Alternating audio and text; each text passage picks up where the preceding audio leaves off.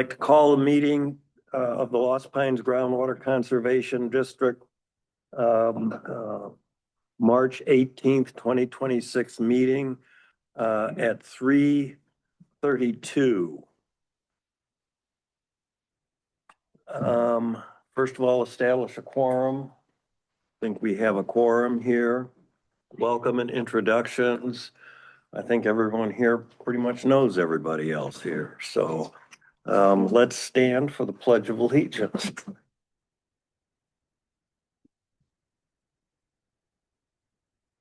Pledge allegiance to the flag, United States of America, and to the republic for which it stands, one nation, under God, indivisible, with liberty and justice for all. Honor the Texas flag. I pledge allegiance to Texas, one state, under God, one and indivisible. Okay, at this time, we have public comments. I haven't been handed any. Is there anyone here who would like to say something at this point? Okay, hearing none, we'll move on to the consent agenda.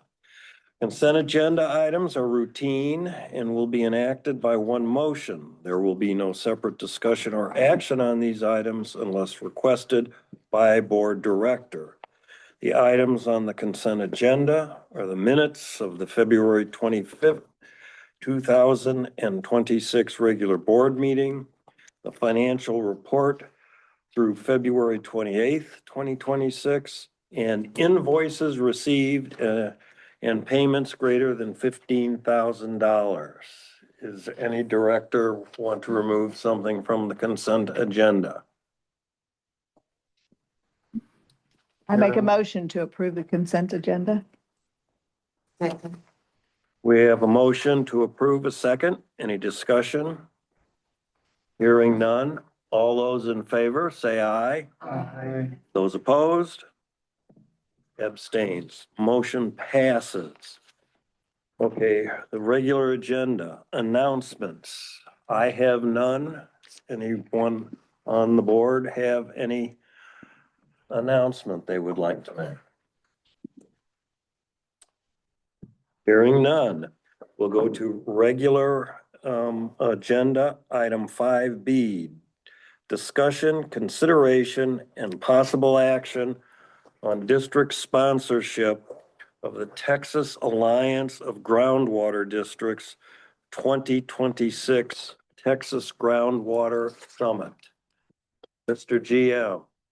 Yes, last year we sponsored the Tag D, and the question has come up if we would like to consider again sponsoring it for this year's Tag D Summit, which is, I believe, around September 1st in San Antonio.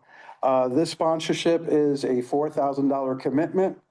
It includes signage and sponsor-provided literature at the registration area, sponsor logo and link on the online registration page, acknowledgement as a sponsor in Summit e-blasts and the website and live stream platform, an advertisement in the Summit program. It also includes 3 Summit badges and 1 exhibit booth. Last year, we exchanged the booth for a full page advertisement in the program, and they will offer that option again if preferred. So it's a $4,000 commitment. We get 3 badges out of it and a whole lot of acknowledgement and advertisement in the various programs and such. So the question up to the board is, would you could consider again sponsoring the Tag D? I have a question, Elvis. Yes. The badges, does that mean that we don't have to pay? 3. Yep, we don't have to pay. We can send 3 of you folks All right. and not have to pay. And I believe that's typically a few $100s each badge.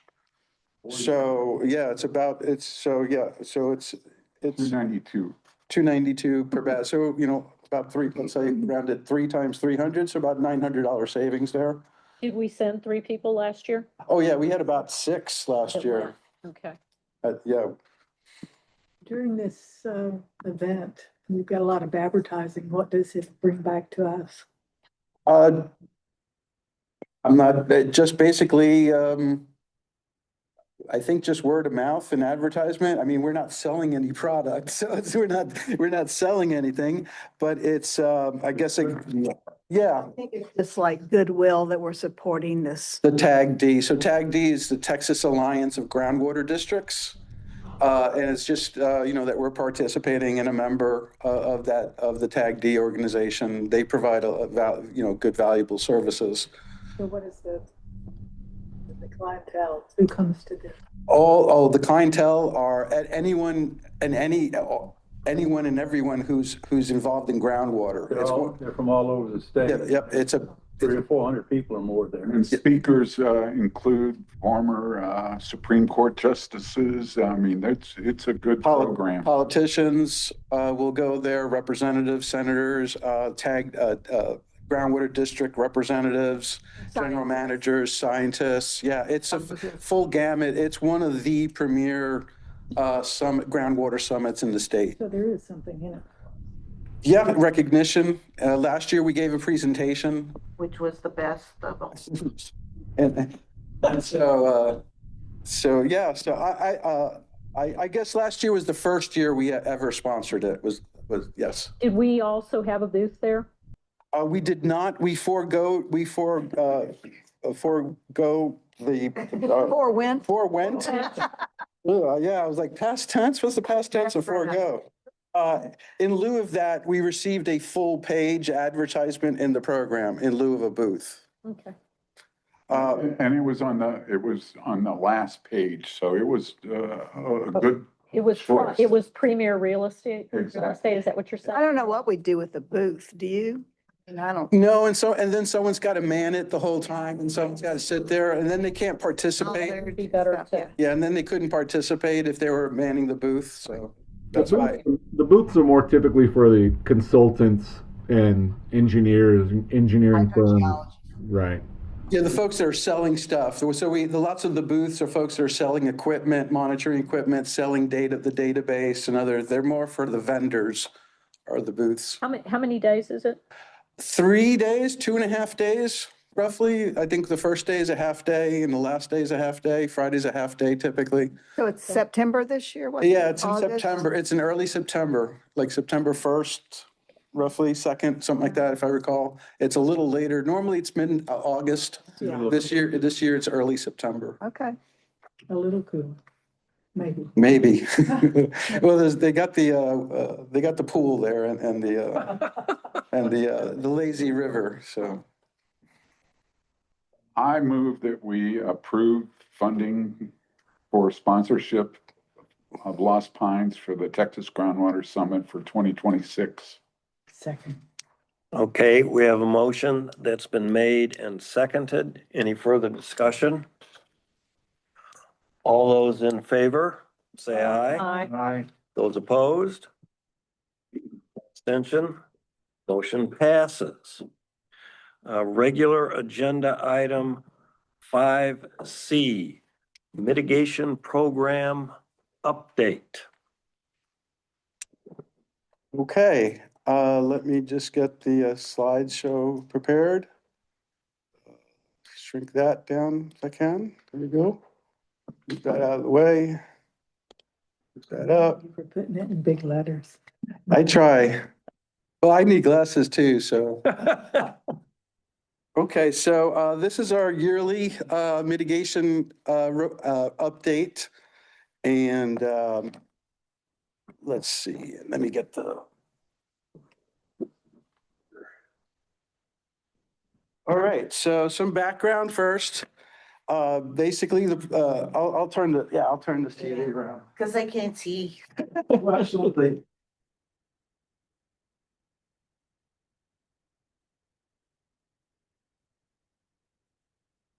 All right, so our mitigation program started in 2021 as a result of the Vista Ridge production in Burleson County, which was a post oak savanna GCD permit. Within 6 months of production starting, we started hearing from well owners in Lee County that they're experiencing issues with their wells, where the water level was beginning to decline. So in 2021, the district initiated a mitigation program. The program was fairly quickly suspended within a few months. It was suspended for almost 2 years, from February of 22 through December of 2023. The program was suspended in order to lobby the Texas legislature to explicitly allow groundwater districts to mitigate wells. There was some apprehension that the laws did not explicitly allow GCDs to take public money and use it for private, to give it to private landowners and well owners. So the program was suspended as we lobbied the legislature. So during this suspension, during these almost 2 years, well owners mitigated wells on their own while the program was suspended. And then when the program was reconstituted, all those mitigations during the suspension period, those were all covered. When the program was reinstated. So this did result in some of the wells being mitigated twice. Because early on, there was a big rush. This kind of caught a lot of folks by surprise. And so there was a big rush to just quickly try to get folks back online with water. And then during the suspension, when the owners mitigated their wells, sometimes they were just kind of Band-Aids, temporary mitigations where they just lowered the pump to get them through the time frame here. And so this did result in some wells being mitigated twice. But we didn't like overpay anybody. It was like a mitigation for dropping a pump and then going back and having to re-drill a well. Correct. Whenever we mitigate, there's always an invoice. The work is always completed and done, and then we get the invoice, and then that mitigation is based upon actual work being completed. Before you move on, Ellen. Sure. Okay, since the wells that needed to be mitigated in Lee County were a direct cause and effect to the permit that Post Oak gave San Antonio for the Vista Ridge project. What responsibility does Post Oak have in helping cover our costs? None, to be very honest. There's looks like this battery's probably dying on this one. By law, the permittees and the groundwater districts they do not have to fix and mitigate and pay to mitigate their wells. They're not mandated. It is purely voluntary.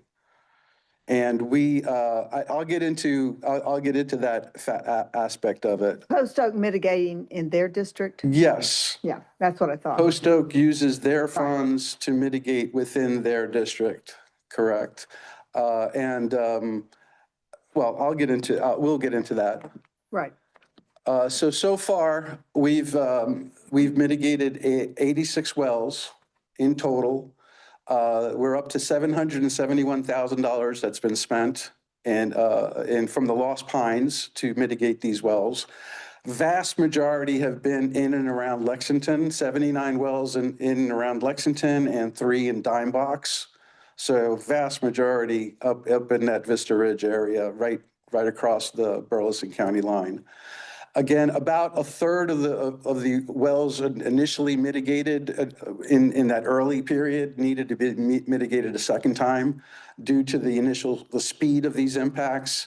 And then because of the 2-year program suspension, where at first they lowered the pump, and then we had to come in subsequently and then drill, in some cases, lower the pump again, or even drill a whole new well. Here's a breakdown by year. So the very first year in 21, 33 wells were mitigated, 127,000.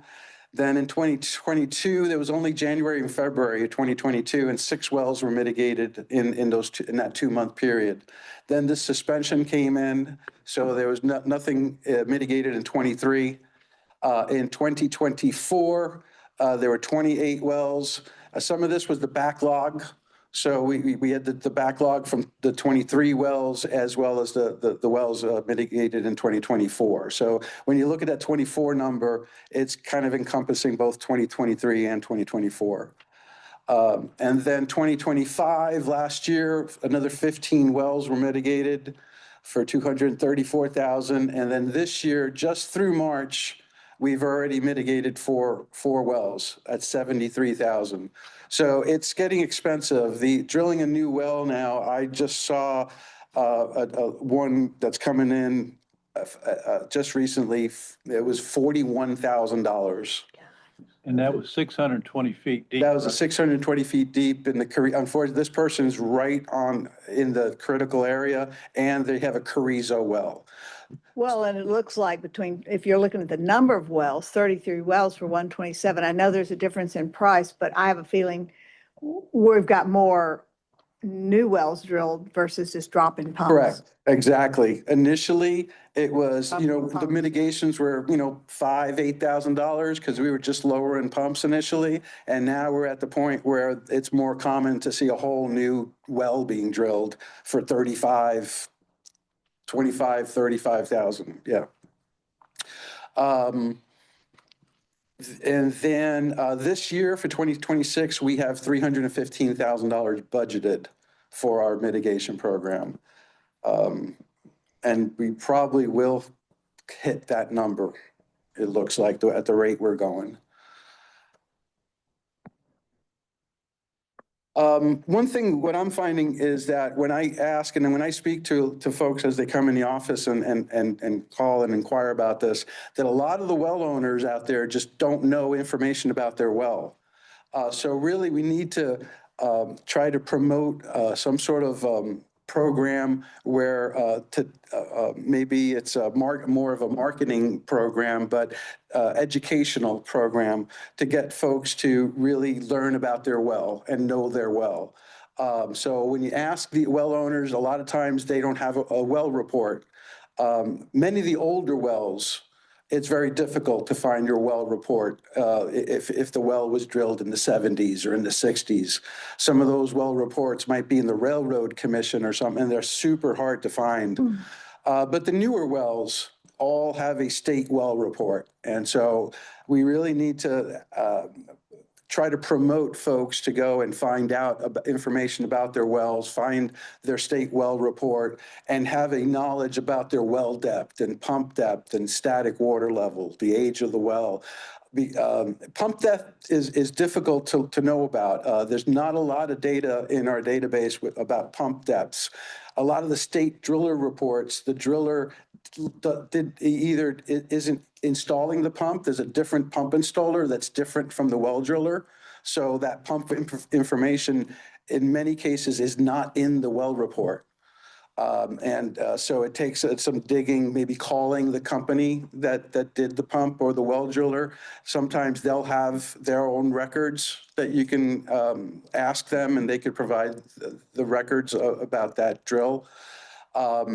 But what's important here is that what's happening now, what I'm seeing a lot of, is that the well levels are dropping to right at the pump or below, or just below the pump. And folks don't know where their pump is set. And so then the pump fries up because there's no water. And then the pump fries up and it's frying up the well casing and just destroying the well and making that well inoperable. And then it's leading to additional costs because now instead of just being able to lower the pump, we got to drill a whole new well. So to the extent that we can promote and help people learn about their well and help them obtain this data, it'll help us in the mitigation and hopefully help pumps not to get fried. Yeah, okay, I get the need for the education, the promotion and so forth. Mhm. But is there anything that Lost Pines can do to require when new wells are drilled, that all that information becomes part of their permit? I think that would require legislative changes to mandate well drillers to put in static water level and pump information if they have it available. I know this was discussed at one of the recent hearings that Chair Harris had as part of the Natural Resources Committee. They had an expert witness who was a well driller, and he was promoting this concept that, hey, we need better information that the well drillers to put into these well reports, as much data as they can. Is that Oh, go ahead. Sorry, Tom. is that something that we need to put on Greg Ellis's radar? Yes. Yeah, that's one of my recommendations. We require it for mitigation.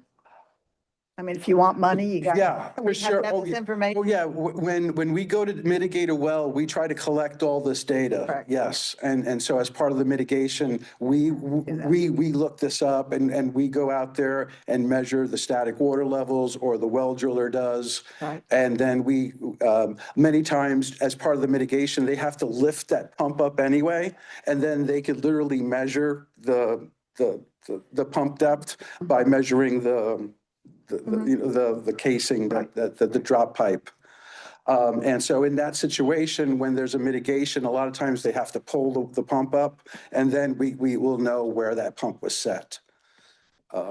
Is it possible to get those measurements without pulling the pump up? A camera, a well camera. And how much does something like that cost? We priced one out, it's about $20,000. Per well? A well camera, no, the unit, yeah. We can rent one. I think the recommendation from a lot of the well drillers was just that we should rent one as needed. They're pretty heavy. Keep them up and, Yeah. yeah. They're really heavy, and they need to be secured in the back of a bed of a pickup truck or something. Sure. And so the recommendation from well drillers was, hey, if you need it, just hire somebody. They'll come out and you can pay them by the hour for a camera. How accurate is that? Excuse me? How accurate are those? Well, What's the accuracy of this camera? I don't know, to be very honest. I would imagine they're metered and they've got some measurement and we can measure it. So I would imagine within a foot or so, I would imagine. But I'm not an expert on, I've never You used. just drop a wire down there with a camera attached to it. When you get to water level, Yep, then you know the water level, and then you measure, and then you can go down and measure where the pump is, yeah, and go down. This is just out of curiosity. One of the things that we want to encourage is people letting us monitor their wells. Mm. Is there any way that we could put these two necessities together to encourage people to monitor, to say, look, this is something that if your well goes out, we're going to need that information to help you with mitigation. Would you be willing to let us drop beforehand, before we get to the mitigation and all, drop a camera down there in return for letting us monitor your well? Yeah, I think that would provide a good incentive for folks to, I believe Post Oak or Brazos Valley might be doing that, where they're proactively going out and measuring and sticking cameras in there and assessing their wells. Could we maybe look at that? I mean, could we assign some We had people? decided to do that. Am I wrong? I thought we already discussed. I know we did, we talked about buying a camera. Yeah. And well, then- we talked about renting the camera. Yeah, and then subsequently renting it, yes. Initially, we discussed buying a camera. Post Oak was selling their used camera. And then we decided, no, we'd be better off buying a new camera for the warranty. And Yeah. then that's when we got feedback from the well drillers and said, no, don't buy it, just rent it. Right. Because it is like $20,000 for a camera. Yeah, and well worth. But yeah, we could certainly look into that and provide that as an incentive bonus for folks to have their well monitored and be part of the well watch. Oh. Yeah, we could certainly do that. Okay, Elvis, okay, do we have any literature on the mitigation program and some of these ideas here that y'all have come up with? Can that be put in those things so Yeah. people Yeah, last month, we voted on updating the mitigation policy document. Right. Yeah. And that policy document has all the details about the mitigation program. And yes, that could be, amended to include this. That policy has all the details on how to be eligible and what forms to fill out and everything like that. So yes, we could amend that policy document for sure. Okay. Yeah. Okay, so I kind of spoke to a lot of these. So pumps, that were set 30 or 40 years ago, they need to be revisited and in many cases lowered, even just due to general water level declines. Aside from the big production and the big permits, our water levels are just generally declining from domestic usage, agricultural usage. So there is a natural water level declining that has happened in the last 30, 40 years, independent of the big permits, right? And as I mentioned, pumps are burning up and destroying the well casing due to the water level declines and folks not being aware of their pump depth and their current water levels. I was just gonna ask a question. Is there a way to estimate the depth by using the current draw across the pump? Estimated the well, Power is, horsepower or watts, right? yes, Power is based on height, how much your speed. Yeah. I guess you'd have to know the capacity of the pump. If you knew the size of the pump, then you yep, could potentially estimate the yep. depth based on the current draw because how much water you have. Yeah, I know folks Curious. estimate how much they're producing based upon electrical usage. Yeah. And there is an equation that you can use to convert the electrical usage Mhm. to production and how much you produce. You need to know the pump's, size and the pump's. Yeah, just the displacement. Yeah, exactly. But wouldn't that just be a range, not like a? Possibly, yeah. I mean, ideally, yeah, it's not ideal and it might be a little difficult because you would have to know the pump size and the pump type and stuff. If you knew the pump size, you could probably get within 10%, I would estimate. Yeah, but if you knew the pump size, you probably know where the pump Yeah. level Yeah. is. Yeah. Typically, usually, probably. But you could also estimate on flow rate, right? If you had the flow rate coming out, you just put a meter in there. I'm just thinking outside the box. I don't know. Okay. I'd have to look into that. I'm not expert enough on that.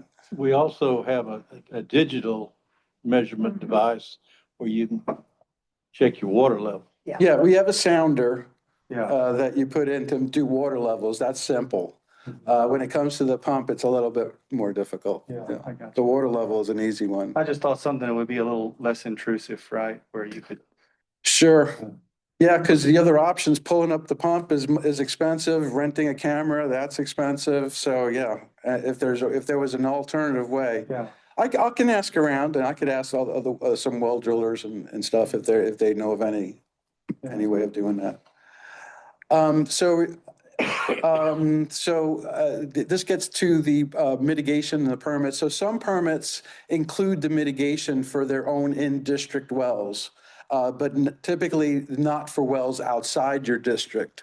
So for example, the Lost Pines, our recharge permit, Aqua, as part of their contested case that they contested with recharge, they negotiated a public fund to fund mitigation for domestic Simsboro wells directly affected by recharge production. So that's inherent, that's in the recharge permit that was negotiated as part of the Aqua settlement agreement. So that's an example. I know in Brazos Valley, one of their recent permits, the Upwell Farm permit, that had some mitigation money in there so that Brazos could start proactively mitigating wells. And that was as part of the permit. So a lot of times, some permits will include mitigation as part of the permit. But typically, it's only for your own wells. So this gets into this slide gets into some of the, Dr. Bill Hutchinson, 2 years ago in 2024, did a couple of studies for the Lost Pines where he evaluated the Lost Pines production impacts on the other groundwater districts and vice versa. To summarize that report, basically the Lost Pines Groundwater District hardly affects, our production in Lost Pines hardly affects any other GCD. It does affect Post Oak, but even then, it's a very small degree that our production affects others. Our production mostly is internal, and recharge and gatehouse are predicted to mostly affect us internally within the district. For example, as also Brazos Valley, their production affects the Lost Pines, but to a small degree. Most of the Brazos Valley production affects Post Oak and Burleson County. Fayette County, GCD, and Meade, Texas, their production really does not affect any of the other GMA 12 GCDs. So these are the 5 GCDs within GMA 12. And I bring this up because in one of the next slides, we're talking about a potential for a joint mitigation program. So in this context, in my opinion, it makes sense to have bilateral mitigation agreements, because why should we pay into a fund to mitigate a Post Oak well that's being affected by Brazos Valley production? We have no part in that. It's not our permit, it's not our production. So why should we pay to mitigate someone else's impacts? So I believe that a bilateral mitigation interlocal agreement with your neighbor makes more sense as opposed to having a big joint mitigation. But there's one more slide on that and I'll get to it. So this came from this is from Dr. Hutchinson's presentation in 2024, where the title of that report was The Use of Artesian Head as an Alternative DFC Metric.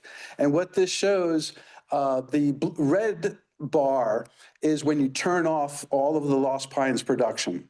So blue is with the Lost Pines production included, and then red is they just took all the Lost Pines production and they discounted it. They didn't include it in the model run. And so what you see here is that when you take away our production, Brazos Valley is impacted by 1%. Mideast, Texas is not impacted at all. They're 95 and 95 either way, with or without our production. Fayette County, 1% is impacted by us. So that's what I meant by our production really doesn't affect these other 4 GCDs. It's Post Oak is affected, and that even then it's only by 3%.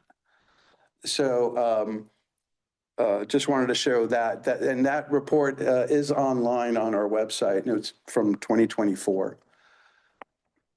Some history on GMA 12 mitigation negotiations. The presidents and vice presidents of Brazos Valley, Post Oak, and Lost Pines, myself, when I was president, we all met in October of 23 to discuss a general mitigation program amongst the big 3 GCDs. Post Oak and Lost Pines, we wanted to move forward, and we brought that before the board, and the board, the Lost Pines board did grant the motion to proceed with these negotiations. However, the Brazos Valley board did not vote to proceed. They voted to not pursue this at that time. So back in 23, we did reach out to everybody about having a joint program, and Brazos Valley kind of refrained from participating. That's when we then lobbied with Representative Giddings, and he proposed the House Bill 1689, which allowed out-of-district mitigation. So it did explicitly allow GCDs to mitigate outside of their district, and that passed into law last year. Again, at that point, I reached out to Gary Westbrook and said, okay, we now have a law that explicitly allows you to be able to reimburse us and help us, would you? And he said, no, unless Brazos Valley is involved. So that was last year. And then, where he was saying it only if Brazos Valley is involved, then he'll entertain working and negotiating with us. So he kind of tied it back to Brazos. Brazos Valley is really going to be impacting a lot at Burleson County and Post Oak. And it looks like they didn't want to get into that. So I think we do need to lobby Representative Gertis again and see if we can improve that House Bill 1689. Right now, it's purely voluntary. And Post Oak did not volunteer to help. I also reached out to Gonzales County Underwater Groundwater District in just south of us. They've got a big production permits just south of Bastrop County, right along the Bastrop County line in southern Bastrop County. And at first, their general manager did send me a draft interlocal agreement, and then subsequently, their board decided not to pursue it. They having some issues with the permit. They just got in a lawsuit over one of the permits that they denied over there in Gonzales County. And so they took a step back from working with us. Is that kind of production they're talking about going to have the same effect in Brazos County like it had up in Lee County? It's the production in Gonzales County along the Bastrop border is projected to impact some of our wells in southern Bastrop. In the same manner. Yeah, I wouldn't say same, but I don't know to the extent. I don't think it's as bad as Vista Ridge, but there will be impacts to Lost Pines as a result of the Gonzales County production. So what we put into the budget for mitigation is going to be not fairly quickly if that goes into effect. If and when it goes into effect. Yeah, it's been on the books for a while and we keep hearing, oh, it's 6 months away, and it keeps getting pushed out 6 months. So we don't know exactly when that starts and to what degree. But the computer models do say that we will be impacted once those start, once that production starts. So I think, some of the things that we can do is start proactively contacting well owners. I know, if you recall Gretchen's report from last month where she reported on the impacts to our wells. So they've got some idea of the wells that are going to be impacted. And so we need to work with Gretchen and get a list of those wells that are predicted to be impacted so we can proactively try to get on top of it and advise those well owners, hopefully before they get impacted. We should also lobby Representative Gertis with that bill, because right now that bill being voluntary, it's just not working out for us. Nobody is volunteering. It's just, they're not volunteering right now. And then, some incentives for well owners to know their well. And I think that'll save the Lost Pines some mitigation money in the future. And that could be the incentive, hey, we'll get a camera in there and get your information. Well, that's what I was hearing. I talked to a couple of people and they said, well, I don't want the government monitoring my well. And I said, well, you know what, if your well goes dry, you want proof that it was at a such and such a level. Exactly. And now it's burned out and you're not going to be able to get any help unless we can prove that. So I said, it's actually to your advantage to come in and be in our monitoring program and help us figure out where your water level is and where your pump is. So I think that's a really strong incentive for mitigating this whole idea of, well, I don't want the government monitoring me. Yeah, I agree. Yeah. And question. Yeah. This would be aimed at people that are in jeopardy. Yes, for sure. Yeah. For sure. And then as we heard last month with LRE, Spheros and Dr. Miller, where there's a significant number of wells that are going to be impacted over the course of the next 40, 50 years. I believe it was 91% of our wells will either need their pumps lowered or to be drilled. So we need to start planning. We're going to need to probably, hire additional staff. Post Oak, for example, they just put out a job post to hire their third field technician. So they've got 3 field technicians. They've got a bunch of trucks, a fleet of trucks that they each use. They've got at least 2 well cameras. They do their mitigation very differently, but that's because they have the revenue to allow them. So they mitigate where their field techs go out there, assess the situation. Their field techs create a plan on what needs to be done. And they work with a handful of well drillers, and they select which well driller they pick from a select number of well drillers. And then they actually even dictate the expense of the cost of what they're willing to pay for that mitigation. So they control everything. But they've got the staff to do so, and the money to do so. So they actually go out, assess the situation.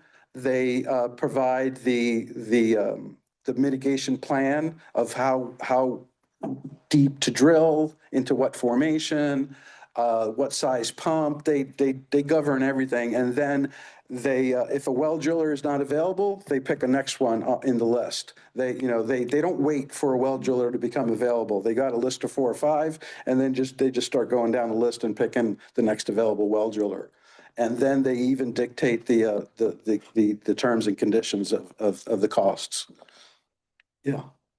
Does Post Oak charge the well people that need mitigated for all of those administrative services?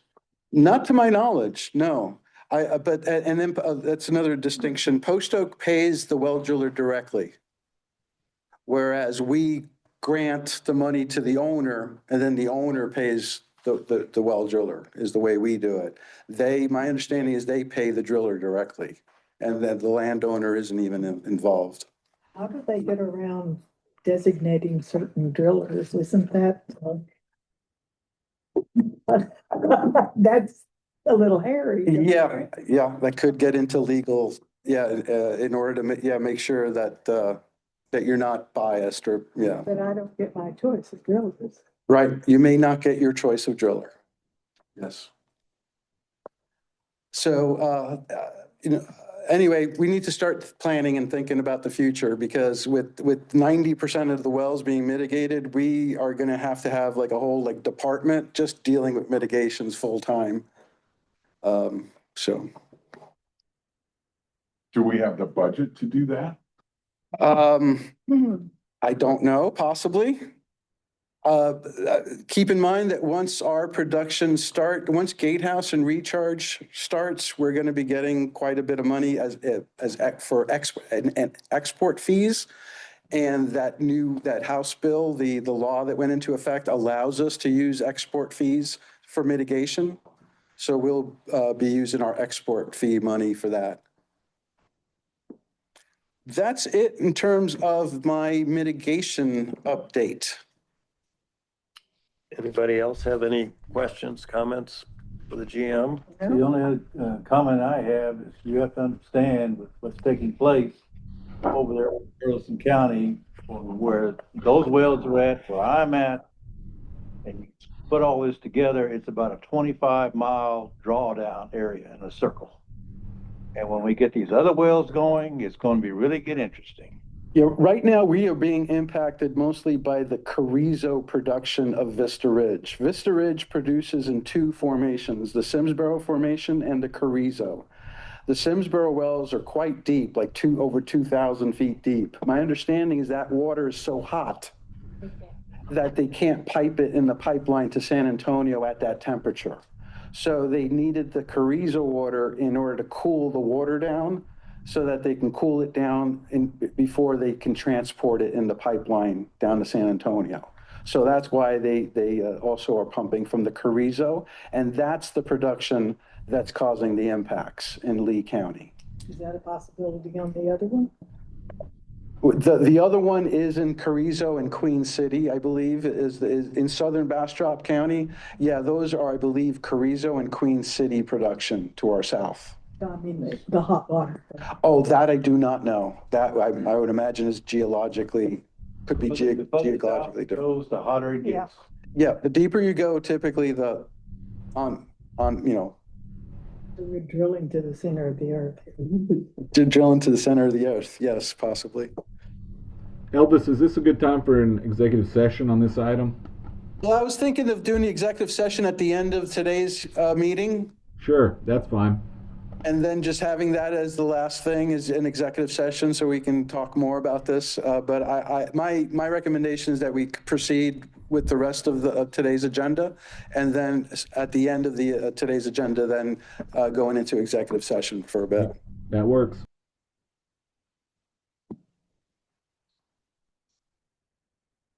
Okay, let's move on to regular agenda item. Questions?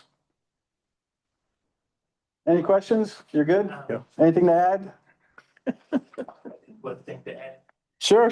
This is Andy Weir from Sawdef. Yeah. On the mitigation, the information you get when the pump has been pulled out, because you could scope the well with the camera, you can see where the screen is, because that's very important to know. The future of that well, where the screen is, as well as the pump and the static water level. On getting, protecting for the future and reducing some of your costs. In your campaign to inform landowners, talk about a pump saver device. So that goes on the controller box, and if the pump does start sucking air, it runs wild and it runs a high amperage, and this thing just shuts it off. So you won't burn up your pump and ruin your well casing and ruin $50,000 well. Yeah. And pump savers are like $250 and whatever it takes to have electrician install it. So, and you could, put that in a raffle, with some of your booths or whatever. Have that pump installer and get the word out, this will save you, $50,000. That kind of stuff. And then the other is for the driller guidance, and I think this was planned. I don't know if it's happened, but if you all have guidance for the driller, they do this in Post Oak. So because we know where the predicted water levels are going to be in each decade from now, and so someone's going to put in a well, you can say, if you want that well not to suck air for the next 30 years, it has to be this deep. The screen has to be at this point and your pump has to be at this level. And that's insurance so that the district doesn't have to mitigate. And you let people know, we're not going to help you, umpteen years from now if you don't follow our guidance. And then they sign on the dotted line. That's what they do over in Post Oak for new wells, so that you aren't on the hook for that well 30 years from now. Yeah, thank you. Yeah, perfect. Yeah, the Post Oak, as Andy mentioned, in their HAF database, they have a tool that they call the driller guidance tool. And you can click on that and you can put in your location and it will tell you if you're drilling a new well, it should be the X feet deep. So I've looked into that. I've approached Gary Westbrook, and I've learned that Dr. Young, their hydrologist in Terra, he created that program, and he offered that program to provide that to us or help us to replicate that program. So I've been in touch with Dr. Miller and Spheros. I've been in touch with Dr. Young. I've reached out to HAF, our database vendor, to emulate and copy what Post Oak did. And so, as Andy said, yeah, if you're going to drill a new well, you have to use their guidance tool. If not, you're not going to get mitigated in the future. And in terms of the pump saver, whenever we do a mitigation and we drill a new well, we always include a pump saver in the mitigation. We always add one as part of the mitigation. Okay. Anybody else?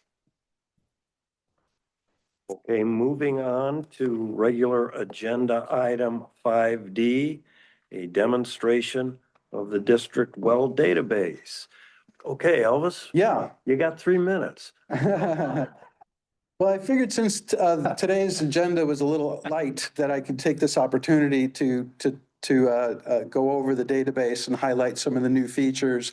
And since this was being recorded, this would be a good training tool for folks to use in the future. So here's just a snippet from the report that Spheros, at the time it was Alan Standen, did a report for us in terms of our monitoring wells, where they were promoting how many wells we needed and where. And so this is just a snippet from that report that Spheros did for us about 2-3 years ago.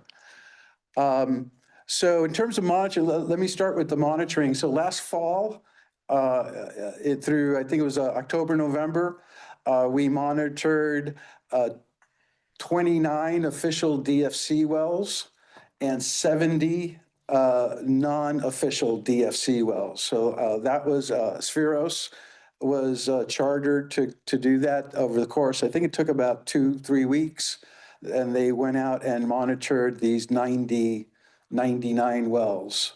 29 of them are official wells. We still need to augment our official DFC wells per the report by Alan Standen. And so there's still some gaps, typically in southern Bastrop and in the smaller aquifers that we need to identify and get some additional wells.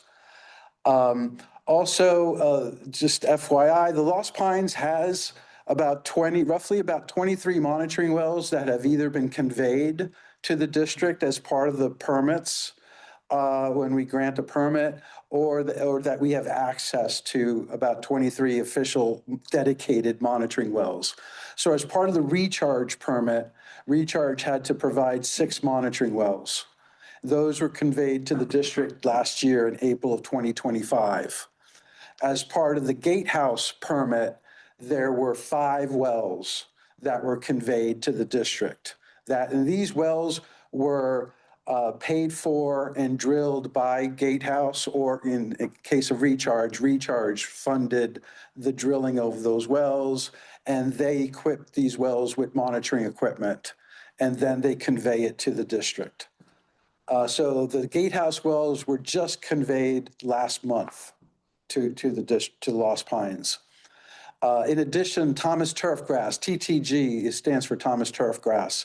When we provided the permits in their 6 Briggs location, as part of that permit, there were 4 monitoring wells that were installed. We also have access to the Griffith Lee Ranch, Boy Scout Ranch. There's a well there that we have access to. There's a Heart of Texas well that we have access. And then there's the city of Bastrop, their new wells, their new well field, the Simsboro wells, there's some monitoring wells there. And then we also have access to their old wells that were in Fisherman's Park, that were alluvial wells. And those, once they fully transition away from those, we will have access to those, to that alluvial well as well. Last time we checked last fall, they were still using actually that alluvial well as of last fall, but they were quickly migrating to their new wells on Felon Road, if for folks who are familiar with Bastrop. So we have a couple of wells from the city of Bastrop that were dedicated monitoring wells. As part of the Rambo permit and as part of the Rambo settlement with environmental stewardship, as part of that settlement, there was 2 monitoring wells that Rambo put in.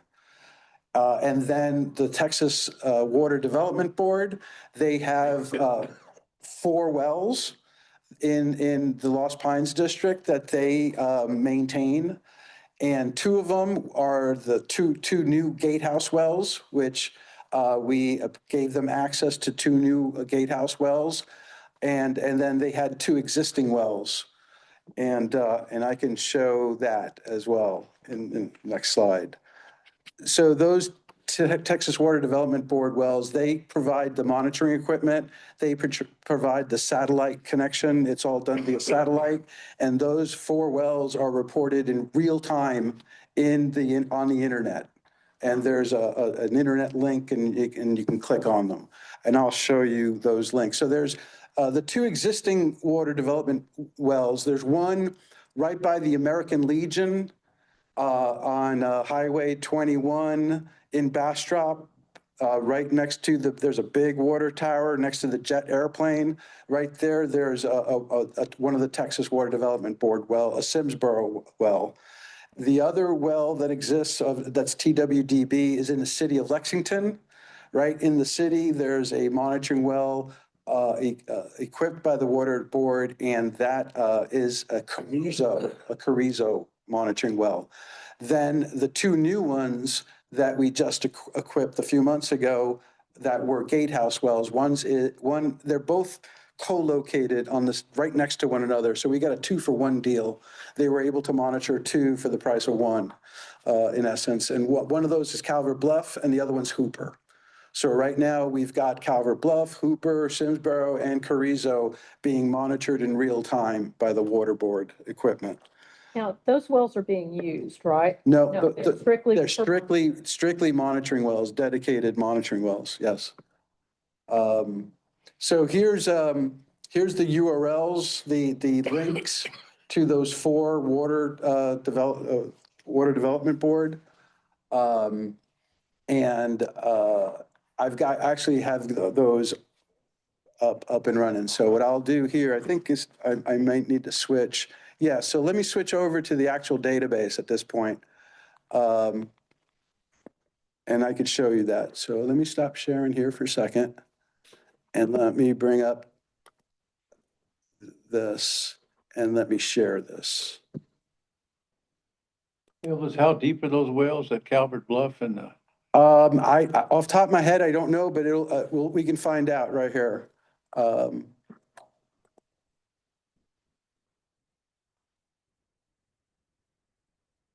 So just for the folks online, the way to access our database, you can go to our website, which is lostpineswater.org.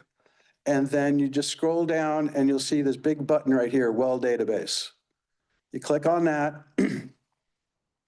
and then just hit the accept button. This is just a disclaimer saying that this data is, may not be completely accurate and we're not liable, blah, blah, blah. So, so there's our water, our well database. And let's see, I also have, let's see, what's best. Okay, so let me go to this one. All right, so here's one of the Texas Water Development Board wells. So this is real-time monitoring, you see from 2017, 2/17/26, right here through March and February. So this well is the Lee County well. This is in the Hooper Formation. So this is one of the new gatehouse wells. This is in the Hooper. Well depth, there you go. There's your answer there, Mr. That one is 1360 in the Hooper. That's why we wanted the water board, because typically you don't see a Hooper well drilled 1,300 feet as part of a well owner. They wouldn't go this deep. And because this was so unique and it was co-located with the Calvert Bluff, we thought this would be perfect for the Water Development Board because this is very unique. So it's transmission. There's a satellite a transponder there on site. And that's how all this data gets relayed to the water board. And then, so this is just going back 30 days. You can go back 1 year and you can see since we've started the data on there. So this is the Hooper well. Let's see, I got this. All right, thank you. Got that out of the way. So now this one is the Calvert Bluff. This is the one that's co-located with that Hooper. They're both like 10, 15 feet from one another. This one's 370 feet deep. And this is the Calvert Bluff. This one just started, I mean, these two are pretty new. So these two just started a few months back, early February. So that's why the data, there's no data before this. These are two brand new gatehouse wells. So you see, it started out, 103 feet, and we're now down to 104, maybe a foot. So this is real-time reporting. And then this one, all this is online. This one is the Carrizo Sand. So this is the one smack in the city of Lexington. This is the city of Lexington well that's in the Carrizo. This one's got a bit more data here going back. So this one goes back at least a year. There must have been some issue with the equipment. So the good thing about this is the water board maintains this equipment, and they will go out there and calibrate the equipment. And so it'll alleviates us from having to do at least these 4 wells. And then finally, the last one, this one should be the one by the American Legion over in Bastrop. And this one is a Simsboro well. They call it Wilcox. The state of Texas recognizes the Wilcox group. This one's 630 feet, 636. So for folks that are interested, we have 4 real-time wells out there that you can access via the internet and see the water levels in real time. All righty, so back to our well database. So what I will do is I will just, so if you want to search for a well, you can hit this magnifying glass, and here you can type in an address, and then it'll take you right to that address. The other way, if you know the well ID number, you can hit find, and you can put in the well ID number, hit search, and it'll bring you to that well. So that's one way of doing it as well, to search. I will just zoom in. I'll zoom in at the Boy Scout Ranch. It is a pretty easy one to figure out. It's right here.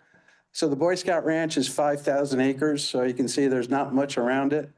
And if I click on it, so here he is, Boy Scouts of America. It gives you the district ID, and then the aquifer, the primary use, the test well, the elevation, and then when you scroll down, you'll get the well depth. This well is Simsboro well, 1,400 feet deep. So this was a big, deep well. It was drilled in 2010. And then the other important thing is right here, state well report. So a lot of times what I'd also recommend folks is to go online, go to this website and search for your property, put in your address, and then see if make sure your well is registered, and then see if there's an associated well report. If you scroll down towards the bottom, you'll see here state well report number. Click on it, copy it. What you can do is copy. And then I go to, you can Google, and you can just type in Texas SDR, it should be, I think I put SCR. It should be State Driller Report, SDR well reports is right here, SDR reports. Click on that, and then it'll take you to the Water Board State Driller Report, and go down here to reports, and you can go well reports, advanced search, and click on that. And then paste in your well driller number that you got from our database. And in the county here, you can put Bastrop. This is for the Boy Scout Ranch. And then click View Report. It'll go out and fetch your well report. And then you can click on it, and it'll download it as a PDF. And voila, there's your well report. So to all the folks online, this is a great way to see if you're first check it, make sure your well is registered with us. And then if it is, scroll down and see if there's a well number, a well report number, and then go to this website and download your well report. So in here, it'll have when it was drilled, it'll have the depth. There's 1,400 feet. It was deep. If it's got a pump, it'll put in the pump information. Here's an instance where the pump wasn't put in, so there's no pump information. It'll tell you the water level of the initial water level when that well was first drilled, and then when you scroll down, you'll see the lithography of all the layers. And then over on the right side, you'll see the screen information. This is what Andy was saying. That's real important to know where your screen is set, because you can't put the pump any lower than the screen. The pump has to be above the screen. So that screen depth is basically your limit in terms of how far you can lower the pump. And we were discussing earlier about telescoping wells. So there's a lot of wells that were telescoped, meaning that they start off at a certain diameter, let's say 4 inches, and then maybe 100 feet or 200 feet down, that well goes from 4 inches, let's say, to 2 inches. And that's what they call a telescoped well. And in that case, you can only lower the pump until through that 4-inch portion. Once you hit that 2-inch portion, that pump ain't gonna fit in 2 inches. So that's your limitation. You can't lower that pump any lower than where that telescope begins. So when we mitigate, we ask that do not drill a telescoped well. Drill a straight casing well so that we can lower that pump as much as possible. The telescoping limits, you've still got a whole bunch of well below you, but you're limited. You can't use it because you kind of closed it off. So this is where you get the screening data in the well report. So there's an example of the well report and how to get to it. Again, just Google Texas SDR, State Driller Report, SDR well report. Google that and then go to this link and then go to well reports. I always use the advanced search. And all you need is just the well report number. That's really all you need. The search goes a little faster if you put it in a county, but you can just search all throughout all the counties and then search for your well. All right, so that's how you get the your information with the state well report on our database. So just let me show you some of the new features that we've introduced here. If you go under layers, right now the default is now wells by aquifer. Our default used to be wells by well use. And then Dr. Miller said, you know, it's really be more advantageous and more useful if you highlight wells by aquifer. So we made that change, and now our default is wells by aquifer. And this is a great learning tool because let me zoom out a little bit. So here's our district. We've got about 5,000 wells in the database. When we first started this effort, most of our wells did not have an aquifer designation. Many of our wells did, some of them didn't have a well depth. And so we started improving our information, our database, putting in a well depth, and then we had Spiros map all the wells and the well depths to an aquifer formation. This was after they did that 3-dimensional mapping. We did the 3D mapping and got the geology and the layers and the thicknesses, and then they were now able to match a well depth to a certain formation once we had that 3D data. So what you can do here, if you go under layers and open up the wells by aquifer, and this is I found this to be very interesting. So I'm going to go from west to east. So the very first formation in the western edge of Bastrop along the Travis County line, that's the Midway. It's not a very big, prolific aquifer, but there are wells right along the Travis County line in the Midway. So I clicked on Midway and it just highlighted just a Midway. So you see where the outcrops are and where these different formation layers outcrop, and where traditionally your domestic well owner, they'll only drill as deep as they need to. They won't drill deeper, obviously because of costs, right? You'd need a bigger pump, more casing, and it just makes the well more expensive. So now as I head up the formations, the next formation is the Hooper. So let me click on Hooper. So now you see all the Hooper wells. And then the next one in the Wilcox group is the Simsboro. And you see how we're heading easterly now? And this just shows you geology-wise, the outcrops of these various layers. Then after that, heading east is the Calvert Bluff. Where's Calvert Bluff? A little higher, Calvert Bluff. There's our Calvert Bluff wells. And then after that, we got Carrizo. And then after Carrizo, we got Reclaw. And then after Reclaw, we've got, well, eventually we got the Weches. Queen City, thank you. Queen City, I missed out. Queen City, there's your Queen Cities. So there's a lot of Queen Cities. And that's one of the minor aquifers. Weches is, there's not it's not as significant as the Queen City. And then Sparta, Sparta is another minor aquifer. And then finally, in the far eastern edge of Lee County, here's your Yewa Jackson.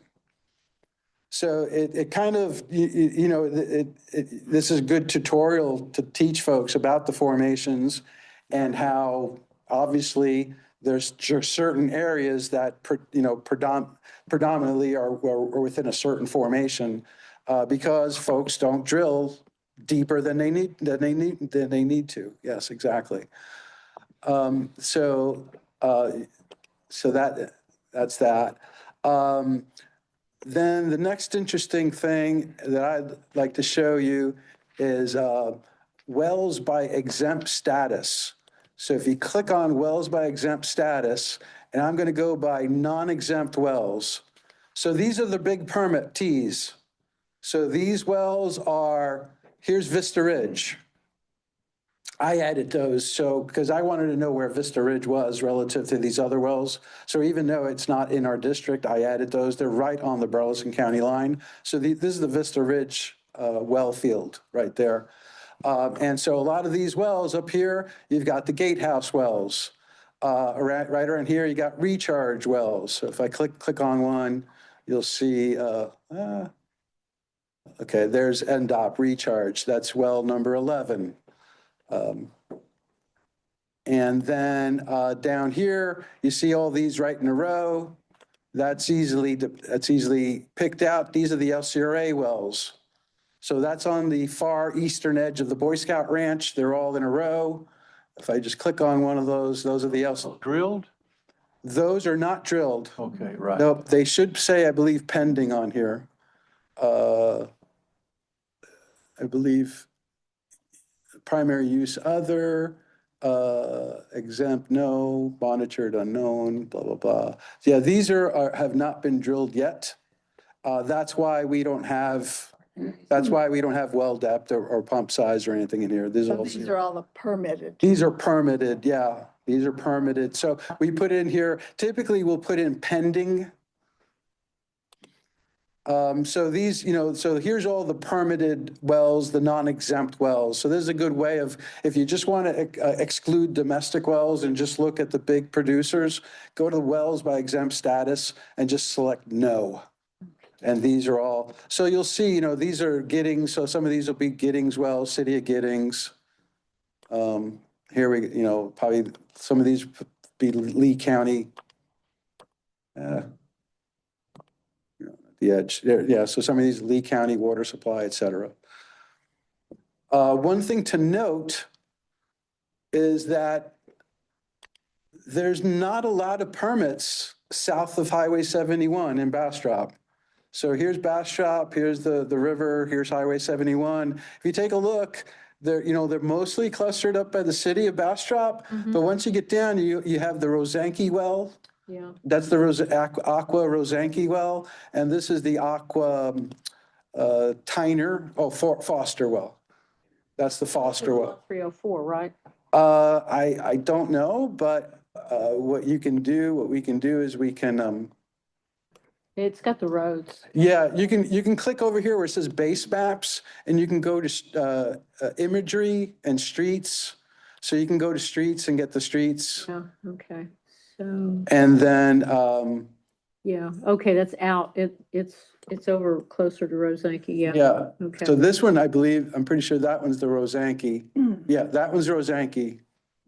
right there. Okay. And then this one is the Foster. They're not drilled yet, right? I think it might be. They might be drilled. I think this one is, yeah, it looks like it, yeah, Oh, yeah. yeah. Hmm. And because they were, all these are permitted wells, yeah. So some of the, so that's a good way of looking. So anyway, it's interesting to note that southern Bastrop really doesn't have a lot of permitted. And yet that's where a lot of the development's gonna end up moving into. So, so there's that. Let me go back to that, to this, Boy Scout well. So that's the Boy Scout well. So so there's a couple icons here on the right. This icon right here is the water level. So if you click on this, it'll show you the wells for which we have some water level data. And then once that is selected, select your well, and it'll pop up another window. And so here's the water levels for that Boy Scout ranch. This one has been around for a while. So we have data going back to 2010 on this particular well. And so there's 2 pages worth of data. Let me go to the most recent data. So most recently in this well, since 2019, the level was about 400, and now we're up to about 419. So about 20. Dropping. So it's, yeah, this is just dropping just to general water level declines.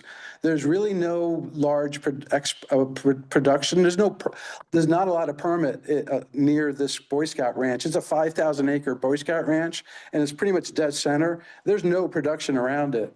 So you can see that just in general, even without a permitted production nearby, it's still dropped 20 feet since in the last 5 years. It's still dropped 20 feet. And that's just general due to domestic wells, ag wells, irrigation wells, exempt wells. Yeah. And so that's the water levels. And so then the other tool that we have is this bullseye. If you click on, this is the bore tool. So what we did was we took our 3-dimensional map, and we took all of the water formations and the thicknesses of the formations, and we put them into this tool. So you click on that, and then let me zoom in, because it'll bring up a grid. And then you can select the well and click on it, and then it'll open up a window. And this is as if you were virtually boring down underneath that well where I just clicked. And it shows you, okay, it's in the Calvert Bluff outcrop. So that's why the Calvert Bluff it starts at 0. You're in the outcrop. The Calvert Bluff is 620 feet, 8 feet thick. And then after that is the Simsboro, which starts at 628. It goes another 452, and then the Hooper starts at 1080. So this is very useful for well drillers. When drillers come here, since we don't have that driller guidance tool yet, I always point the well drillers to this page, and I print it out for them so that they have an indication as to where to drill and how deep when they mitigate a well. So this is very useful, and this is based on our new 3D mapping. And we updated this whole tool with our new mapping data. So that's the virtual bore tool. Yeah. Okay, I know the last, say 5 years, we've been in and out of, fairly significant drought. Do we have any idea if we had a normal rainfall year, how much recharge the various aquifers would receive? I've seen that number. I just saw it yesterday at the GMA 12. They had a recharge number. So the hydrologists, they know there is a recharge rate that I've seen that the hydrologists have used. I don't know what that value is off the top of my head. I can tell you that we're pumping much more than what we're recharging. Right. Yeah. But, That number going down? Recharge rate. I don't know. That's a good question. It's, Because that's the thing is that if you overlay those two numbers together, right, it's a differential equation. Water comes in, water goes out, right? If the differential rates will affect how much your water level is gonna drop, right? sure. And also, So if we continue to reduce the amount of recharge, then our problem will only be worse faster. Mhm. Because I don't know. right. I'm assuming that the information that the hydrologists do account for that, but I don't know if it does or not. That'd be a good question Yeah. for them. Yeah. And the other, That if they're assuming a constant recharge or if they're actually extrapolating data that considers. I'll look into that. Yeah, I'll see if the recharge rate is constant or if it's changing, getting lower. Yeah, because Because mind you, the more people that move, the more concrete and asphalt we have. exactly. And we're gonna have. Exactly what I was saying is with all the development, we're developing over the outcrop area. And so we're literally paving over the recharge area. And the other concern is the yopons and the cedars. Yeah. When you get this big thicket of yopon and cedars, that's almost as bad as just paving it over. There was a study recently done that showed that these thickets of yopon and cedars are on par with just like as if you were just paved it. Wow. So that also influences the recharge rates. I mean, everything affects it, right? I mean, even tillage, Yeah, right? Tilled soil Yeah. will not percolate like grassland will. yeah. So you're right. Yeah. Yeah, I could take a look at that. Because of evapotranspiration rates. Yes. Mhm. All right, so that was these two tools. And then lastly, what I wanted to show you, that's a really nice feature that's been very useful for us, is that right here, you see Lee County parcels, Bastrop County parcels. So I can click on that and it's got a hook into the appraisal district. And it'll actually show you the data straight from the appraisal districts. So I can now click on a well and see information about that well, and then I can click on the property, and then I could see the CAD, the appraisal district information. Great. Because a lot of times we would need two different computer screens That's great. in order to map the owner and the acreage. When we go to look up the acreage, now we have a quicker way of looking up the acreage and the owner and the property, the plat number. So the one thing that caught me by surprise, if you scroll out too far, you lose the lines. So you got to be zoomed in sufficiently, and then the lines will show up. So initially I was like, oh no, it's broken. No, it's just, you got to zoom in enough. Once you zoom in enough, then the lines will show up. And then you'll see the CAD. So it's right here. You can do it for Lee County and for Bastrop County. And that was a very useful tool. With that, down here, just FYI, I won't go into too much more detail, but there's measurements tool where you can measure the distances between wells or just between anything. You can put a yardstick and measure distances. You can draw radius circles, and we can do radius and see all the wells within a 2-mile radius or a 1-mile radius. So that's very helpful when we have to notify well owners of a new permit. We have to notify within a certain distance. And so we can put in a radius tool. We can do here, we can draw and do measurements and Interesting. and we can do just measure distances, areas, and there's a radius tool in here as well. Here's the radius rings. So you can put a ring around certain areas, click that button, click, let's say, a well, and then you can click on that and it'll draw your radius rings. So this is really useful for us when we go to do notifications based off for permits. All right, so that's radius tool, boring tool. All right. That's that one. Let me clear some of these things out. SDR, these well reports. All right, so here, just this is our administrator webpage for Lost Pines staff. This is not public. This is for just administrators. And I just wanted to show you that we've incorporated and added two new tools. We have a bulk water level import tool and we have a bulk production import tool. So when we get water levels, let's say, or production from Aqua, they'll send us a spreadsheet with all of their production for the last quarter. And then we just click here, production tool. We just select the file. It's usually an Excel spreadsheet, and we can bulk in all of their production levels all at once. Same thing with water levels. We're asking all of our permittees to report using the standardized Excel spreadsheet. We take that spreadsheet and we can just import it right into this tool, and it just bulks imports all the water levels all at once. This way because for example, last fall, we just received 99 water level measurements from Spheros. We didn't go in there and put 90 and do it 99 times. We just bulked them all in all at once. So this is a real good time saver. And this was a new feature that we incorporated. I think each one was maybe like $2,000 to get this stuff done. It's well worth it. It pays for itself. So just to show you that we have been working to improve for the staff to make our staff more efficient. So we're up to, as you see, we are up to 5,077 wells in the database. All right, any questions on the well database or our monitoring network?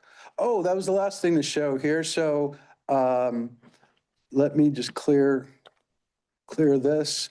So monitoring, if you go to wells by use, open that up, I can select monitor right here. And let me zoom out.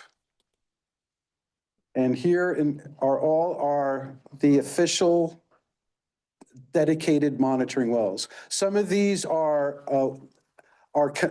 owned by Lost Pines. Some of these are wells that we have access to, like the Thomas Turfgrass wells or the Rambo wells, for example. So for example, I think this is, for example, that's one of the Rambo wells. And over here, that's the Thomas Turfgrass ones.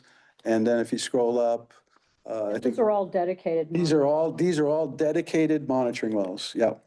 And this is one of the recent that were conveyed to us from Gatehouse. That's now, we officially own that now. So if you go to wells by use, click on monitor, it'll bring up just the dedicated monitoring wells. And again, you see a kind of south of 71, we're not there yet, south of 71. We don't have too much going on down there. So that's a gap that we need to close. All right, with that, I am done with my database tutorial. Thank you. On behalf of all of us, thank you. That was actually very interesting. Yeah, yes. All righty. That's you. I think you're up next. Who's up Yes, next? regular agenda 5E. You're up next. Education and Outreach Coordinators Report. Claire.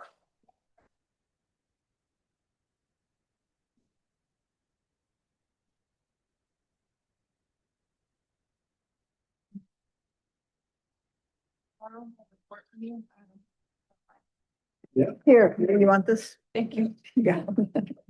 All righty. Okay, howdy, y'all. We have upcoming events. We have tabling at Aqua Water Supply Corporation annual meeting. Last year, we had Director Cole and Director Arsufi attend. I would love it if we could have a couple board members be there. It's a great opportunity just to meet people in our district. We will have a rainwater harvesting 101 workshop on April 20th. I'm really excited about this one. We are going to be collaborating with Lee County AgriLife like we usually do, but we're also going to be working with Innovative Water Solutions. They are a rainwater harvesting tank and installation company. and they will be donating a 150-gallon barrel as a door prize. So I'm really looking forward to working with them. Their CEO is actually going to be giving the presentation. He has a bunch of certifications in rainwater harvesting. And so one of our complaints that we got last year when we performed an audit of the program was that our workshops did not provide enough technical information for people. And so that was keeping them from moving forward with installing a system. So I'm hoping that this one is going to be a little more technical, and that will give people the information they need to move forward with installing systems. Alrighty, some updates. Let's start with our rainwater rebate program. We had 2 inspections this month. One was 5,000 gallons in Smithville and then 2,000 gallons in Bastrop. Right now, so far this year, we've released $10,475 in rebate. So that aligns almost gallons wise as well for storage. So we still have about $65,100 still available this year. The reason why there's a difference in that 10,000 and that 34,000 is when I approve of an application, I set aside that money for those approved applications. Alrighty, our agricultural production meter program, we have successfully mailed out around 200 letters. We have been getting a bunch of calls saying my well is not for irrigation or agriculture. I just use it for my house. So this activity is actually really helping us fine tune our database and making sure our information is accurate.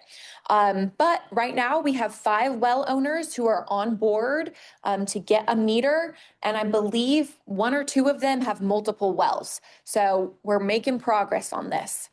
Our student art contest and photo contest deadline is this end of this month. We are looking forward to reviewing those. For the student art contest, I will need some volunteers from the board. If you want to look over some artwork, we included the artwork this year or from last year on our public communications and also our calendar. And it's a great way for students to learn about water conservation. And we also give an incentive to teachers. Each teacher of a winning student also gets $50. So we're also giving back to the teachers who work so hard in our district. And then finally, we have our 4-H Water Ambassador Scholarship. And we sponsored Lucas this year, who's back there. And he is going to be given a little presentation on his first year as a water ambassador and what he's learned and different things he's participated in. Before we have Lucas come up, I want to show you a video that we have been working on with Aqua Water Supply Corporation. They helped us make this video. They have a great videographer that they use, and so they have allowed us to use that videographer as well. So this video is just talks about rainwater harvesting. It talks about our rebate program, and then it's also promoting our upcoming workshop. So I'm going to play that real quick. Howdy, y'all. I'm Claire Marks.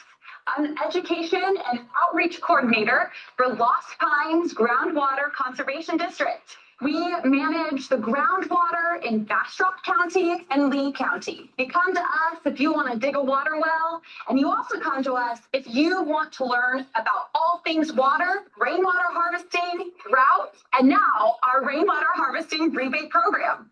Rainwater harvesting is super easy. It's collecting the water that falls from the sky. It helps us save water and reduce the amount of impact and demand on our municipal water systems. Rainwater harvesting in our region is really important. 1, we experience drought a lot. 2, we have a growing population. These 2 factors means that there is a higher demand on our municipal water systems. But when you collect rain, whether it is from your roof or from a gutter system, when you collect that rain, it's reducing that demand on our systems, and it's fresh water. Our plants love fresh rainwater.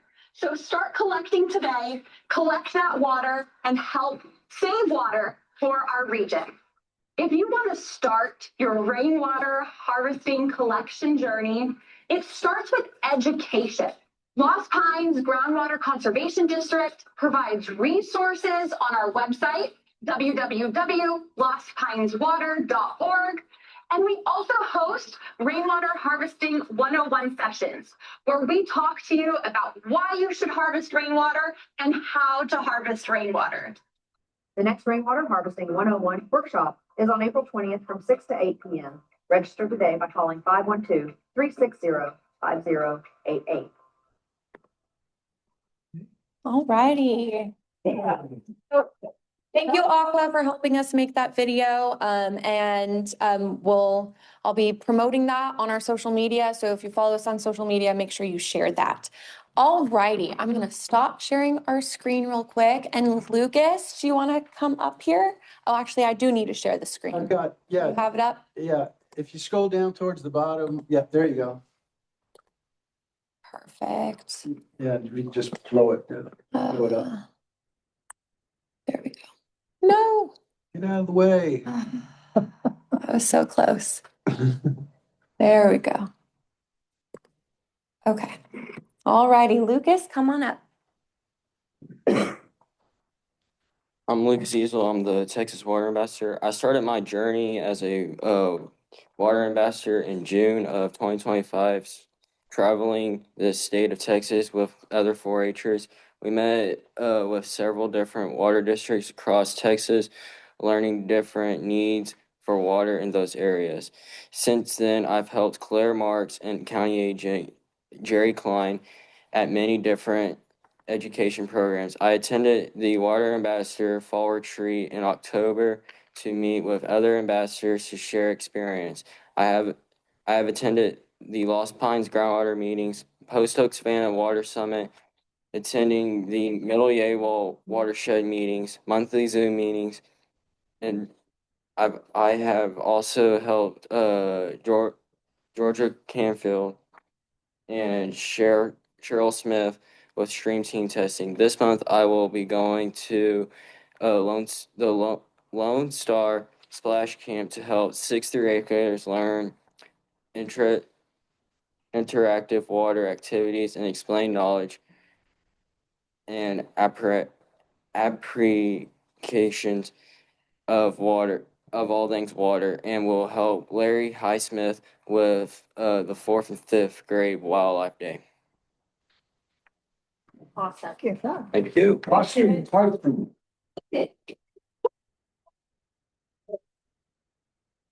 Lucas, Yes, sir. what was the most rewarding thing you learned this year? To be honest, I don't know. Did you have fun? Yes. Good. You go. That's what counts. You had fun and you learned things? Yes. Good. Are you gonna take this on to do something after high school or I would like to become the 5th generation of my dad's business. what does he do? Water wells. Okay, very good. We definitely need somebody like you. Thank you. Awesome, thanks. Thank you. Thanks, Luke. All right, I'm just gonna scroll through here real quick. Here's some pictures from Lucas's. Oh my gosh, this is moving way too quick. There we go. Here's his first trip.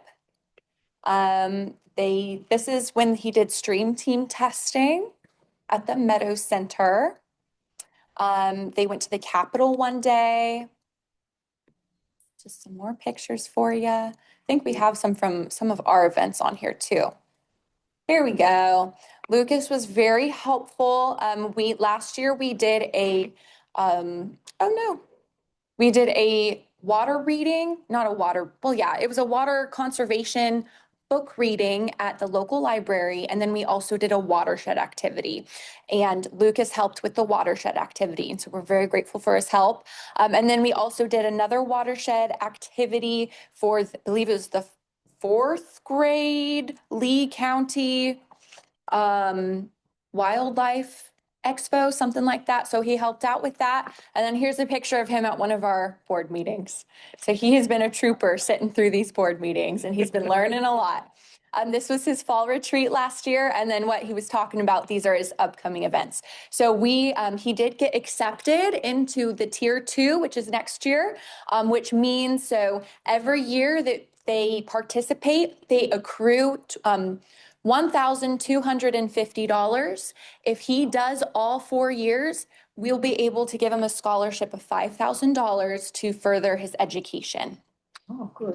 We are opening up this scholarship for hopefully another student to participate. I've been in contact with the Lee County and Bastrop County agents, and they're trying to see if there's any 4-H students who also want to participate in this program. So if you know any students who maybe aren't in 4-H and are interested in water, this would be a great opportunity for them. The application is due, I believe, April 15th. That's the application for the Water Ambassador Program. And then if they want to get a scholarship with us, that's due May 1st. And I'll be promoting that on social media and our newsletter as usual. All right, that is all the updates that I had. Any questions? Yes, sir. I've got a plug here. Okay, the student art and photo contest. I and 2 of my colleagues on the board here were part of the judging team this year.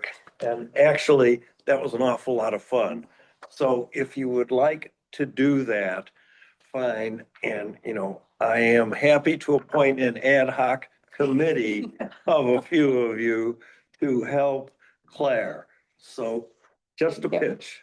Okay, you're welcome. Thanks, y'all.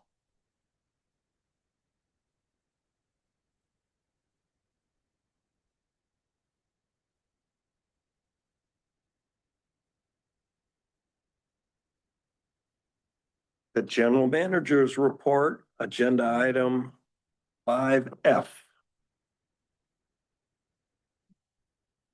Make sure we're not sharing anymore. Oops. Slides. That. Save. All right, close this out. Where are we? Where's the Zoom? All right. All right, Video's off. video's off. Video is now on. Oh, it's off again. Try it one more time. There we go. There you go. All right. Oh, It's just, there we go. did it disconnect to the? I don't know. All right. It's off in La La Land. You, Andy. I mean, I could change it up real quick. Yeah. I don't know how that happened. Yeah. Huh. It's strange.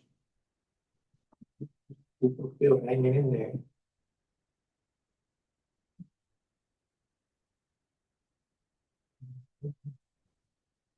No, maybe not. All right, we'll just forge ahead. Yeah, for some reason our camera decided to, To the laptop. yeah. Oh, is that what happened? Yeah, it's on the laptop. Oh, okay. I don't know. Click the camera. Okay, our camera just went. Okay. All right, well, we'll just deal with that. Well, I could always just move it a little bit, just to. There we go. All right. Yeah, we'll have to see what happened to our camera that's on the wall there.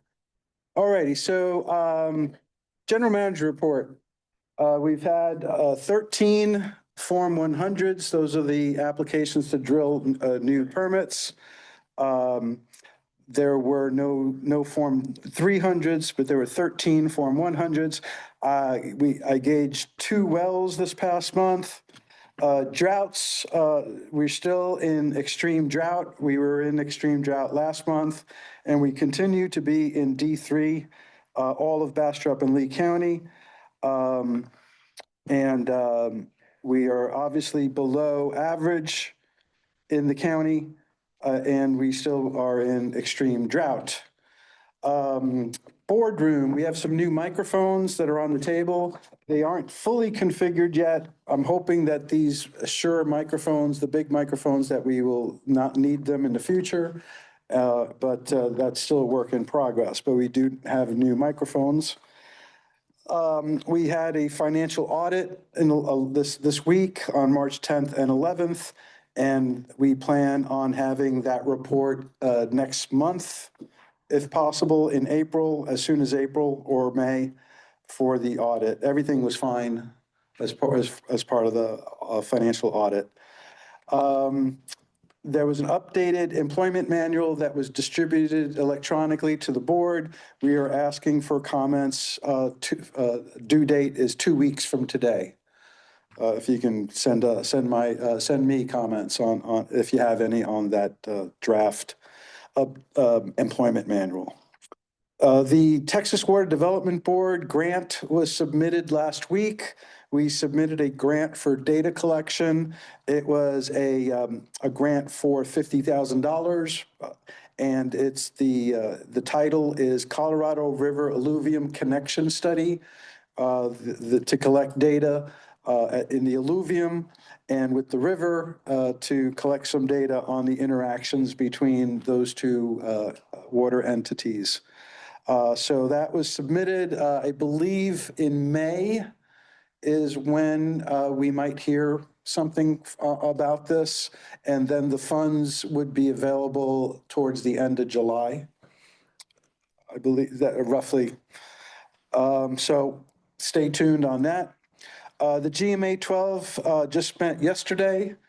And we have several upcoming meetings, March 25th, April 2nd, April 16, and April 27.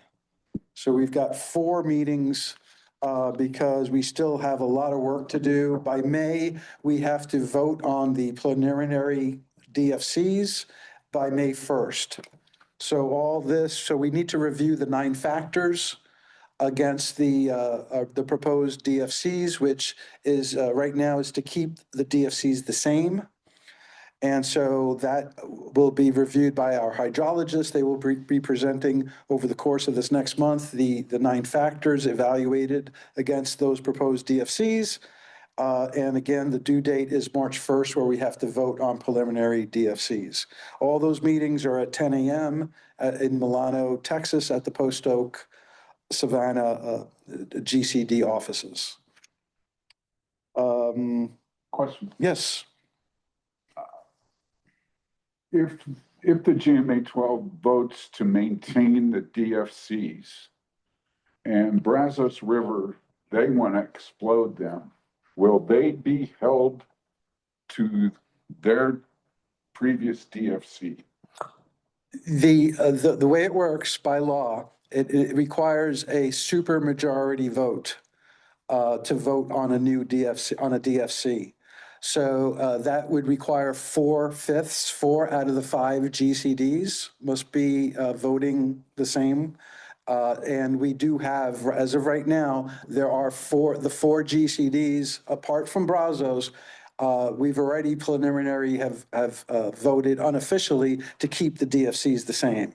So this happened in the past where we were outvoted last cycle, where we wanted lower DFCs and we were outvoted. And so we had to go with the higher DFC. And I think before that, the cycle before that, Post Oak was in a similar vote where they were outvoted. So it requires a 4/5 majority vote, and then everybody has to agree on that one DFC and that model run.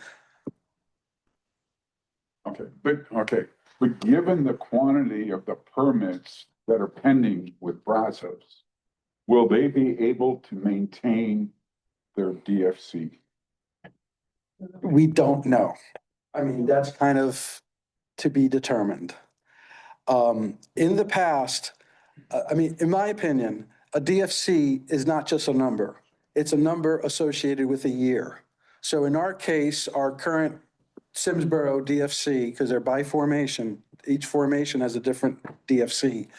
For example, in the Simsboro, we have a 240-foot DFC in the year 2070. So a DFC is a number, a drawdown number tied to a year. Well, right now, if you were to take all of the Brazos Valley permits, if you were to take all of their granted permits, they would hit their DFC in like 2040. So Is there any ramifications for them overrunning their DFC? nope. So it's wishful thinking. It's up to each DFC right now. So what could happen is that if there's somebody, some constituent out there that doesn't like our vote, our DFC, they could petition the Texas Water Development Board and appeal the DFC process that's in this document. So before you, I believe everyone had a copy. This is a recent report that just came out Friday by the Brazos Valley Groundwater District. We'll be reviewing this next meeting in April. They created a social economic study. In the study, section 1.3 goes into detail about the appeals process and about that someone could petition and appeal a DFC if they don't like it. It goes to the water board, and then it goes to SOA. And then if we don't agree with SOA, it could even lead to district court and go into district court. So read section 1.3. It mirrors the state law and chapter 36 state law about the appeals process. If someone wishes to appeal our DFC. And this happens every 5 years. This is a 5-year cycle. And we're in year 4 right now. Officially, the official vote is typically taken in December. I think it has to be done before January of 2027. We need the official DFC vote. In May 1st is the preliminary DFC vote. Then it has to come back. We have to have a hearing, a public hearing with notice and get comments. And then that goes back to the GMA 12 with those comments. So there's, after May, we have a set period of time where we need to have a public hearing on the DFCs.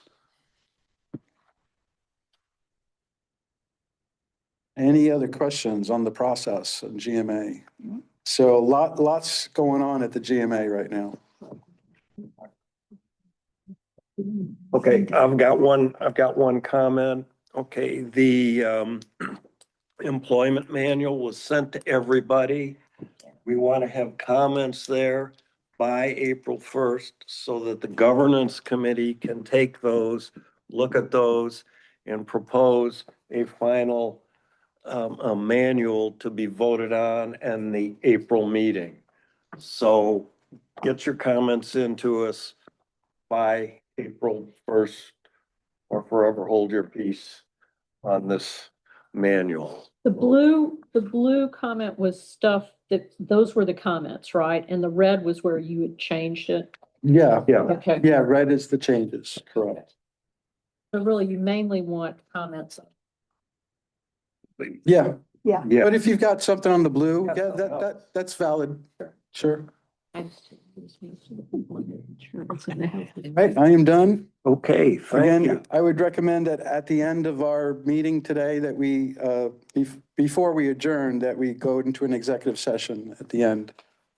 And this way we can let the audience know that they could leave if they would like to. Okay, for consideration of future agenda items, if you've got anything. The employment manual. Yes, the employment manual, we'll be on it, next time. Our audit, perhaps the financial auditors. And the auditors? Yeah. They'll be done? Yes. Okay, good. So we will have those two things on there for us, hopefully to have action on. The next meeting is scheduled for Wednesday, the third Wednesday in April, which is April 15th, 3:30, right here in Giddings. We're gonna go, I guess, into executive session, but for all you folks that are here, we're not gonna be voting on anything, coming out. So if you want to hit the trail, please feel free, because we're just gonna come back and I'm gonna adjourn the meeting. Nick, Yes, can we ma'am. get a legislative update to the next agenda, please? A legislative update. They got it. Stuff that's going on in the state house. Everything's going on right now. It's actually confusing. Yeah. Yeah. But if there's anything on water. Right.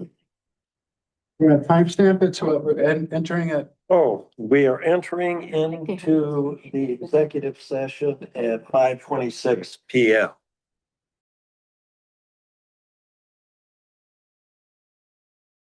Okay, I'm calling this meeting back to order at 5:53.